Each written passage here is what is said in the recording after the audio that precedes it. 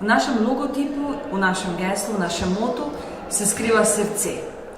Izhodišče našega poslanstva je torej ljubezen do mladih. Želimo jih spremljati na tej poti odraščanja, na poti srednješolskega obdobja, ko dejansko včasih se nekateri še iščejo sami sebe. Za dijaški dom sem se odločila v bistvu iz praktičnega razloga, ker je to najbližji dijaški dom poleg gimnazije, katero obiskujem. Lahko pa povem, zakaj mi ni žal, da sem tu ostala. Predvsem zato, ker v dijaškem domu nisi nikoli sam. Naučila sem se delati in živeti v skupini.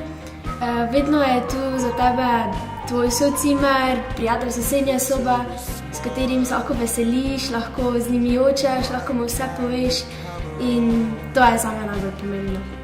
Mislim, da nam da tudi nekaj več, poudarek je na nekih vrednotah in mislim, da je to nekaj, kar šteje, nekaj zelo pomembnega, kar šteje tudi poleg znanja v življenju. Kot duhovnik bi moral zagovarjati stališče, da jih je mogoče celo premalo. Če pa vprašal vas dijake, bi pa rekli, da jih je preveč. Mislim pa, da skupaj z vzgojitelji in pa skupaj z vami poizkušamo iskati tisto sredinsko pot.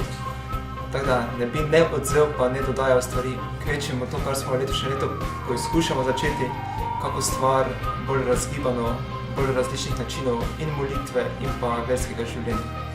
V vseh dijaških domovih skrbijo za to, da so dijaki na toplem, da so siti, bolj ali manj tudi za ocene, da so v redu, da so zadovoljni, ampak se mi zdi, da se v našem dijaškem domu trudimo še za kaj drugega.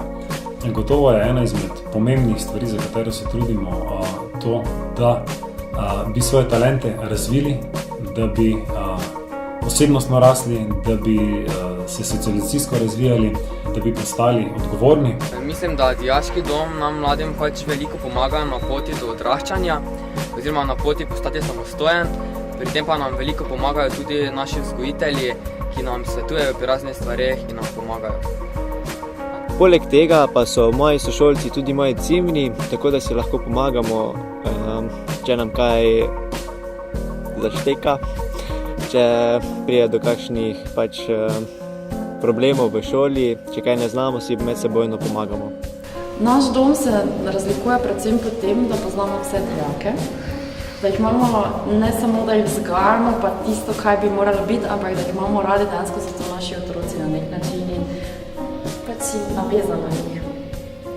Jaz sem pridobil predvsem to, da sem bliže svojim sošolcem oziroma da učno pomoč lahko pridobiš kdajkoli. Kar pa pravzaprav pomeni, da jih moramo z dneva v dan spodbujati, ne torej samo za šolo, ampak da jih spodbujamo, da odkrivajo, v čem so dobri, v čem bi lahko bili še boljši. Zato dijake spodbujamo, da so aktivni na športnem področju, zato dijake spodbujamo, da izbirajo različne interesne dejavnosti. Veliko pa delamo z njimi tudi na večernih srečanjih, kjer odpiramo razne teme, od prijateljstva do razna družbena vprašanja, ki so posebej aktualna tudi za njih in jih skratka spodbujamo, da postajajo odgovorni in tudi kritični. Za dijaški dom sem se odločila predvsem zaradi tega, ker odraščamo med vrstniki, imamo veliko prijateljev, pa še predvsem zaradi tega, ker nam dijaški dom omogoča veliko aktivnosti poleg učenja, predvsem športne igre, žogo, nogomet, košarka in odboj. Vzgoja naj bo celostna in sicer taka, ki vključuje telo, duševno področje in tudi duhovno področje. Mislim, da je v našem dijaškem domu na tem področju zelo veliko priložnosti in možnosti.